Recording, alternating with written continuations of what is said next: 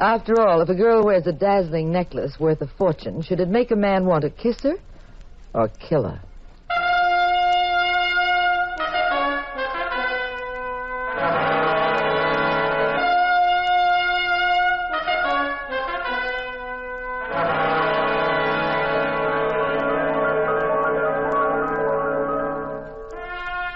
The National Broadcasting Company presents The Adventures of the Abbotts, starring Claudia Morgan and Les Damon as Pat and Jean Abbott, those popular characters of detective fiction created by Francis Crane. NBC invites you to join Pat and Jean each week at this time for an exciting adventure in romance and crime. In our story tonight will be Miss Sherry Britton making her dramatic debut in radio. Now here is Claudia Morgan as Jean Abbott to set the stage for tonight's puzzle in murder. A story entitled The Fabulous Emerald Necklace.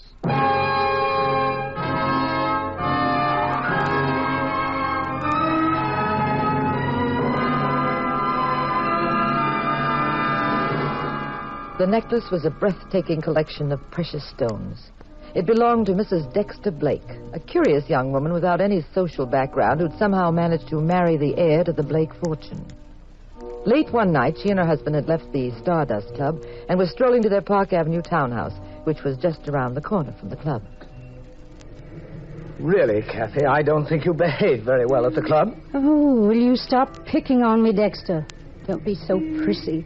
You've been doing it all evening. I just had a little fun at the club. After all, how square can you get? Really, sometimes I... Now, look, I've had more than enough trouble because of you. The snobbery deal again? Now, it isn't snobbery, Kathy. It's just that I do have a rather well-known family. We're sensitive to publicity. The columnists were very cruel when you married me, and every time you misbehave publicly, you're just proving their point. You believe their point, too, don't you? I mean that there's something very wrong about your having married a divorcee, especially one whose family wasn't descended from the original settlers, Pilgrims, or whatever it was. Oh, let's drop it. It's come up too often. Now, let's settle it. You'd like to get out of our marriage, wouldn't you? Well, No, darling, I've never said that, never thought it. Don't try thinking of it, Dexter. You'd never make it. If you don't like bad publicity, just imagine what I'd do if you ever threatened to get rid of me. I'd give those... Shut up, Mrs. Blake, and back into that doorway.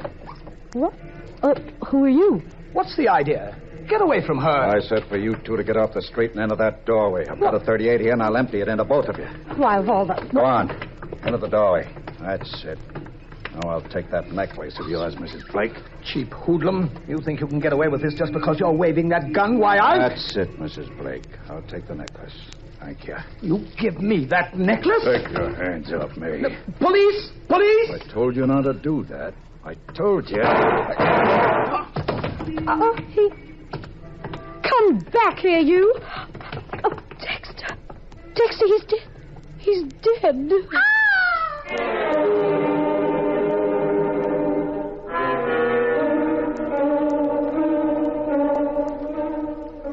The jewel thief disappeared into the night, leaving Mrs. Dexter Blake hysterical beside the dead body of her husband. Pat and I had been home that night.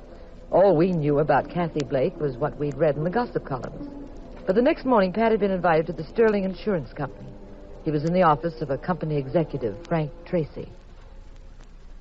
I sent for you, Mr. Abbott, because this case calls for a man of your caliber. We'd be glad to pay any reasonable fee, of course.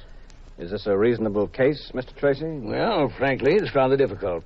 That's why I'd rather you handle this case than any one of our routine investigators. Our company insured Mrs. Blake's necklace, Mr. Abbott. Mm-hmm. For how much? $200,000.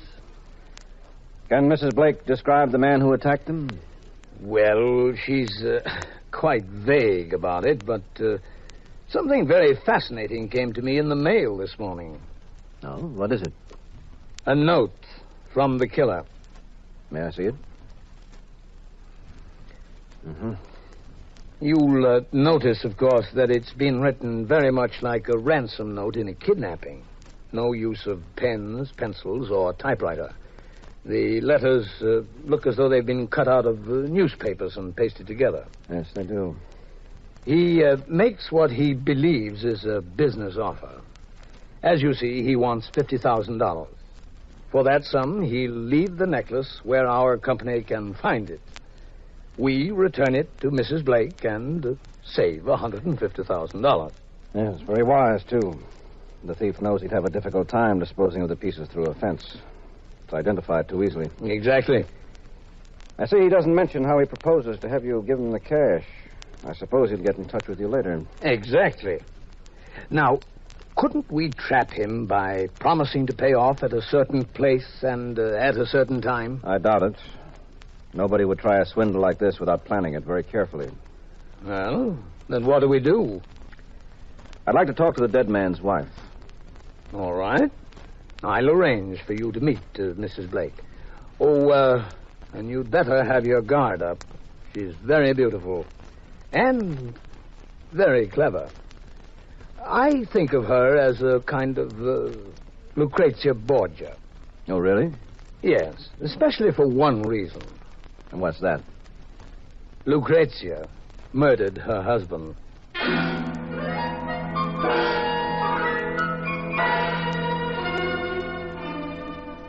I was gallivanting around San Francisco buying play suits for the summer. A very innocent cherub indeed. And that husband of mine was closeted in a private office with Mrs. Dexter Blake. Mrs. Blake, you say you hardly saw this man who shot your husband? Well, it was very dark, Mr. Abbott. He pushed us away from the lamppost into the doorway. I could just see his shadow. How tall was the shadow? Average height. It's very difficult for me to be accurate. I was terribly excited. I didn't notice details. Well, if you couldn't see very well, you could hear. How about his voice? Rather odd, come to think of it. He didn't sound like the usual gangster. Seemed rather cultured. Mm-hmm. That all the information you can give me? I'm afraid so. Sorry I'm not being very helpful. Well, unfortunately, Mrs. Blake, these cases often lead to our having to ask embarrassing questions, probing into the darker corners of people's lives. Go right ahead. Are you getting along well with your husband? Oh, I suppose so. How well do people get along after they've been married quite a while? I'm not a philosopher, Mrs. Blake, just a detective. Did you have reason to believe your husband was, mixed up in any activity he'd rather you didn't know about? Is that your diplomatic way of saying, was there another woman? I don't think so. I don't follow you, Mr. Abbott. I wear a necklace, a very expensive one. Some thief holds us up, becomes excited, shoots my husband. And you're making a whole French novel out of it. That's because Mrs. Blake, very often what looks like a simple hold-up or assault or what have you is actually more complicated than it appears. It's often a cover-up for something more deeply motivated. I am not a woman of very deep motivations. My interests and desires are normal and obvious. As for my late husband... Yes? Dexter was not a man of many dimensions either. Just folks, huh? With a few $1 million. You're a detective, Mr. Abbott, not a humorist. Who collects on your husband's life insurance? I do. All of it? All of it. How much is that? Oh, about $500,000. Do you also inherit all his property? Mm-hmm. It's worth another $1.5 million. Well, we were speaking of motives a while ago. You'll need an awfully good attorney to get you out of this. Why? I'm perfectly innocent. Well, I have an intuitive feeling about you, Mrs. Blake. Nothing too definite to support it. I think you didn't care very much for Dexter, but you had quite a passion for his checkbook. What of it? Well, for instance, you find yourself a mug. You make a deal with him. He holds you up, gets your $200,000 necklace as payment, and takes a pot shot at Dexter. You're the helpless wife. Dexter's a very dead pigeon. You come into Dexter's money, the mug disappears with his $200,000. Very nice. I could have had anything I wanted from Dexter. Do you think I'd trade in a comfortable spot like that for the electric chair? Maybe. Lots of people try it. You're wasting your time, Mr. Abbott. Oh, really? Oh, not that I mind. Being questioned by a very handsome detective is so pleasant. You've changed the subject. Certainly. You're much more interesting. Married, Mr. Abbott? Mm-hmm. Oh, good. That makes it more fun. Well, haven't you had enough entertainment these past few days? Not of the right kind. You wrote my phone number in your notebook. Will you call me? What for? Why, you amaze me, Mr. Abbott. Some men have to be told everything.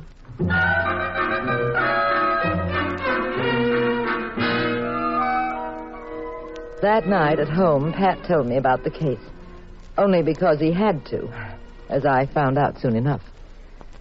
Now, dear, you know my policy about keeping you out of my cases. Yes, teacher. Now, for once in your life, you're going to come in very handy. Oh, now you're getting sensible. You have such a brilliant wife, I never could see why you didn't use her talent. Yes, well, look, brilliant wife.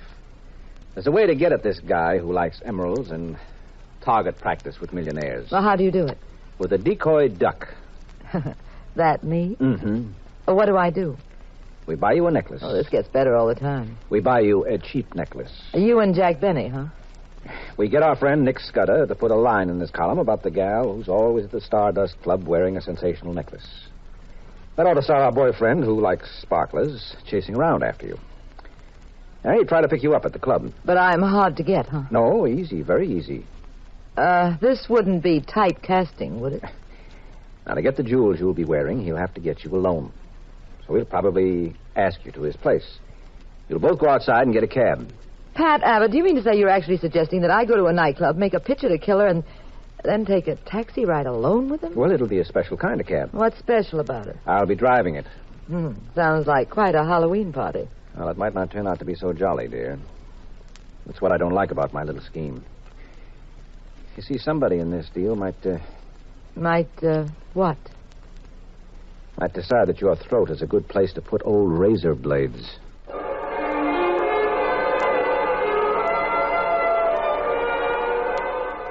We bought a flashy-looking necklace. Nick Scudder plugged away in his column about, quote, the mysterious gal seen every night at the Stardust Club with a rock-studded horse collar that could pay the national debt, unquote.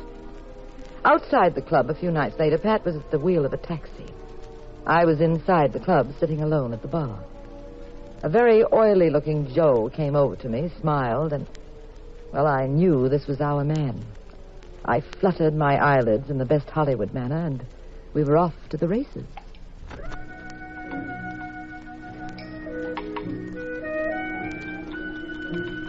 Don't tell me you're one of those awful people who like to drink alone. No. I'm just new in town, and I haven't made friends yet. Well, you've made one now. My name's Al Francis. Oh, mine's Jean. Mind if I join you for a drink? Not at all. Do you always play the big bad wolf with all the Red Riding Hoods who come here? Just the beautiful ones. They fascinate me for more reasons than one. What do you mean? I'm psychic about them. Now, take you, for instance. I'll make a guess. I'd say you were married to a very wealthy man, much older than you are. You're sick of him.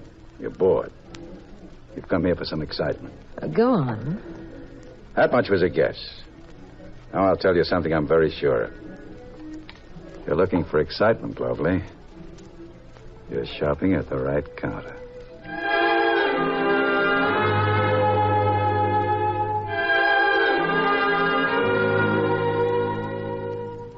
I wasn't quite sure if Al Francis was just being amorous or if he suspected I was a plant and might suddenly give me the same treatment he'd given Dexter Blake. We stayed at the Stardust Club for about an hour. Francis hardly even eyed my necklace. He became more romantic and suggested we go to his apartment. We stepped outside to hail a cab. A cab I knew would be driven by Pat. Hey, taxi. Oh, here comes one, Al. Oh, great.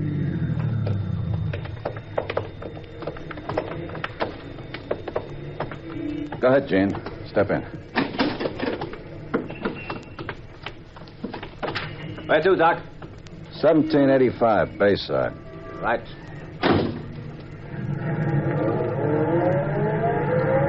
Nice to be alone for a while, huh, Jean? Just the two of us? Mm-hmm. Jean, every minute I was in the club, I wanted to kiss you. Oh, Al, the driver could see it. Why does he care? Come here. Oh, Gene. Did you say 1785 Bayside? Yes, I did. Okay. Look at those stars up there, Gene. See? Through the window. We mustn't let them go to waste. Just one kiss. Come close to me. Closer. Oh. Hey, Doc. I don't think there is any 1785 Bayside. I have reason to think there is, driver. You see, I've been living there for 9 years. Oh, okay. Gene, honey, I never thought I'd be lucky enough to meet anyone like you. I always used to say to myself, deep in my heart, Al, I said... Hey, you think the Yankees got a chance this year? Look, friend, just drive the car. Okay, Doc. When you walked into the Stardust Club, Gene, I thought for a while that someone might be with you. Then I realized you were alone. It took a lot of courage to go over to you. I don't know what I'd done if you turned me down. We're together now. That'll be 45 cents. Thanks. Come on, Gene. Al, I've sort of a headache. I've got just a thing for it. Come on. No, really, I think I'd better keep the cab and go home. I'm so tired. You'll feel better when we get upstairs. I have some turkey on ice and a bottle of Riesling. Yes, but thanks. But don't disappoint me. Just for a few minutes. We can... Go on, Bud. You heard the lady. She wants to go home. Who asked you to get into this? I invited myself. You know, I met some fresh cab drivers in my day, but you... Look, the lady has a headache. So she's going home now. Oh, you're going to get real cute about this, aren't you? Good night, pal. I'd love to knock your teeth down your throat. Al, don't start a fight with him, please. Come on, Bud. Let's play rough. I don't like your face. I think I could fix it up a little. Well, Al, please. No one must know you and I are... All right, Gene, all right. I'll call you tomorrow. What's your number? Just meet me at the club. Same time as tonight. Fine. Bye, Gene. Bye.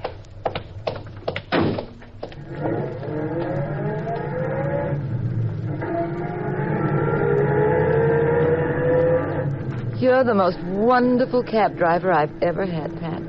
Oh, thank you, ma'am. Where to now? Just drive along the bay. But we don't live out this way. Yes, I know. But didn't you hear what the man said? We mustn't let those stars go to waste. Well, the fellow I borrowed the cab from is waiting. It's all right. Cab drivers understand things like that.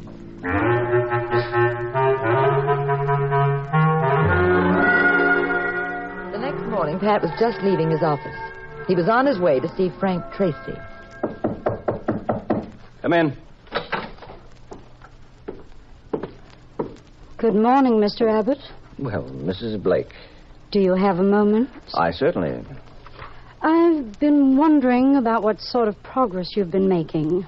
Have you found any clues to the identity of the man who killed my husband? Oh, I don't talk about my cases until they're cleared up. Oh, I think I have a right to know what you're doing. After all, I was married to Dexter. Frightened, Mrs. Blake? Why should I be? Afraid that what comes out in the wash won't be very pretty? Not in the least. I went to the trouble of looking into the details of your background, Mrs. Blake. I wouldn't exactly call it nice reading for the kiddies. 3 husbands. One of them had to go to Mexico for his health when the Justice Department cracked down on the chemical monopoly. Another husband of yours has been barred from every racetrack in the country. Then there was that party in Hollywood where you ducked a marijuana charge that might have meant 5 years in the clink. How did you get out of that one? Buy off the judge? Where'd you get all that information? I called up the answer man. Very funny. Shall I tell you why you really came here, Mrs. Blake?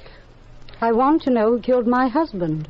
You came here because the life insurance company is ready to ante up with a small fortune now. You're his beneficiary. You're afraid I could prevent that by coming up with evidence that you might have done the killing yourself.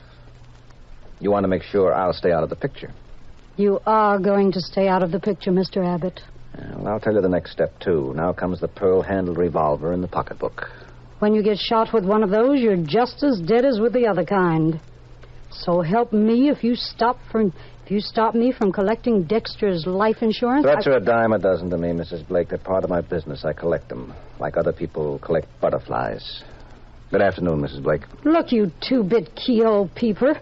If you and your junior G-man badge stand between me and a couple of $1 million, it wouldn't mean a thing to me to kill you. I've done a little investigating myself.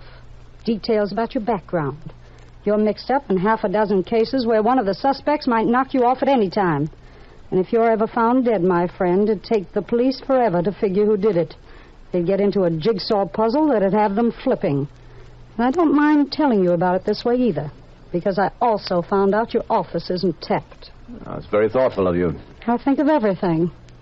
Like, for instance, down at the piers, there are men who would be only too glad to take care of you for me. I can buy your death, Pat Abbott.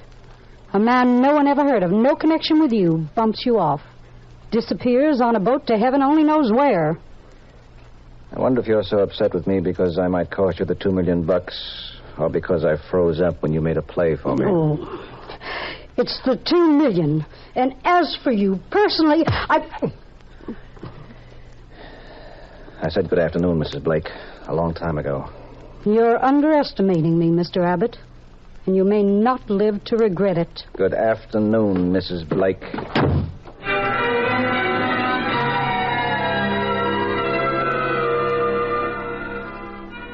That little interruption over, Pat went on to the insurance company's office to see Frank Tracy. Now, Mr. Tracy, I think I've got your man. Really? Mm-hmm. Who is he? He lives at 1785 Bayside. Smooth-looking chap, tall, thin, dresses very well. Oh. How did you do it? Did you see the necklace? How can you be sure? I arranged a trap for him. Got him to go after a necklace my wife purposely wore to the Stardust Club. I see. Well, what are we waiting for? Why don't we... No. If we sail in and grab him now, we won't have much evidence to hold him on. We've got to give him more rope. He's seeing my wife again tonight. Is he connected with Kathy Blake, as I suspected? Well, it's hard to tell. But give me another 24 hours. I think we'll strike oil. You mean we can arrest him within 24 hours? Probably. Excellent, Mr. Abbott, excellent. Now, do be careful. Francis is liable to be very slippery. Oh, how about Mrs. Blake? Do we just let her wander around? Yeah. Remember the nursery rhyme about the lost sheep? Leave them alone, and they'll come home.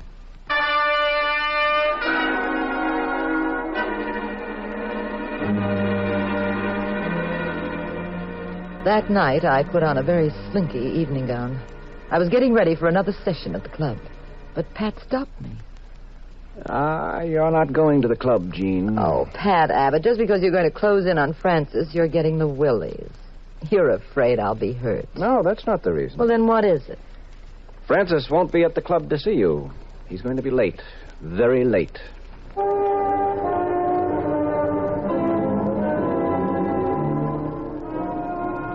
I couldn't follow Pat's reasoning at the moment. But, as I learned later, Francis was at home just then, having a visitor. 1 second. Sorry to keep you waiting. What are you doing here? Why the gun? I didn't make any mistakes. Put down the gun. Put down the gun. You did make a mistake, Al. No, Tracy, no. I did everything you said. But I told you not to kill anyone, Al. Blake tried to stop me. He started screaming for the police. Then you should have beat it. Well, you told me... Where is the necklace? It's in the dresser drawer. Here, I'll get it for you. Here's the necklace. Thank you, Al. Lovely, isn't it? I didn't mean to kill Blake. I just wanted to shut him up. I just meant to hit him in the leg. You were very careless. They're not too close to me, are they? Now, take your hide. Where is he? Who is he? Abbott?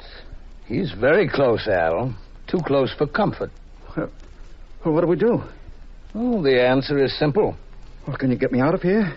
Get me out of the country, maybe? Till things cool off? No, Al. Well, then, give me my cut on the necklace. I know some people. They'll help. With 25 grand, I can travel fast. You're not getting any money. Well, then what? It's terribly dangerous for me to have you alive, Al. You get rattled too easily. You might say something that would be very embarrassing. Oh, now, wait, Tracy. Listen to me. I don't want to cut. I wouldn't sing to Abbott. I'll go away. That's all I want. I want to get away. You've got to let me. Sorry, Al. It would be stupid of me to let you go. Wherever you are, you're a potential threat to me. Now, we're wasting time. Oh, don't shoot, Tracy. Don't shoot. Don't. Drop the gun, Tracy. Abbott! Ow! Ow! My hand! Keep away from that window, Al. Oh. I've got more bullets and I like playing rough, remember? You're the cab driver. That's right. I overheard your conversation, Tracy. Al wasn't half as careless as you were. Look, maybe we can make a deal, Abbott.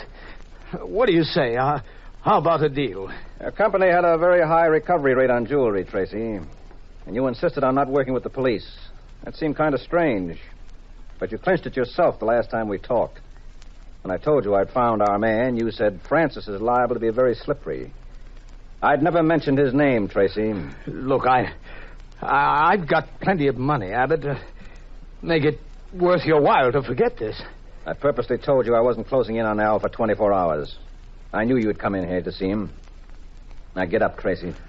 How's 10,000 cash right now? Stand up. 15,000. I said stand up. You too, Al. I've got the same taxi waiting, Francis. The one we were in before.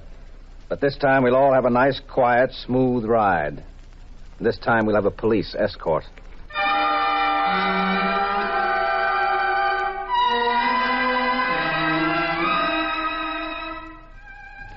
A few hours later, Pat had disposed of his two friends and had come home to his ever-loving wife. Well, darling, I suppose you're full of questions, as usual. As usual. Tracy had a very cushy spot figured out for himself, didn't he, Pat? He sure did. The lug steals the jewelry. Tracy gets his company to shell out, say $50,000 to get it back. And Tracy quietly splits it with his pal. The company saves a fortune. Gal gets her necklace. Everything is moonlight and roses. Well, what about Mrs. Blake? No. No, she was just a hellcat. She wasn't in on this deal at all. Okay, Bob. Now, how do we go about celebrating your solving the case? You want to go down to Fisherman's Wharf and have a seafood banquet? Oh, I don't know. Head for Chinatown and have pressed duck? Maybe. I'm not sure. Well, you got any other suggestions? Well, yes, I did have something else in mind. What do we got in the refrigerator? Just some cold chicken, a couple of cans of beer. Well, let's stay right here and eat. Alone. But why? Because right here they got services the other places don't have on the menu.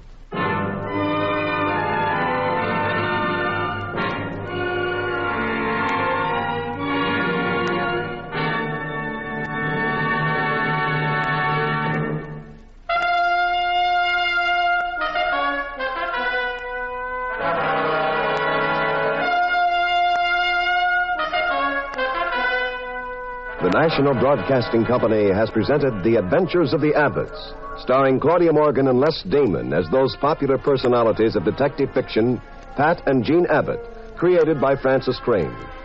In our story tonight, Miss Sherry Britton portrayed the role of Kathy Dexter. Others in the cast were Everett Sloan and Santos Ortega. The Adventures of the Abbotts was written by Howard Merrill. Original music composed and conducted by Dewey Bergman. Produced by Ted Lloyd and Bernard L. Schubert. Directed and recorded by Harry Frazee. And now this is Wayne Howell inviting you to join us next week, same time, same station, for another exciting adventure in crime with Pat and Jean in The Adventures of the Abbotts. This is the United States Armed Forces Radio and Television Service.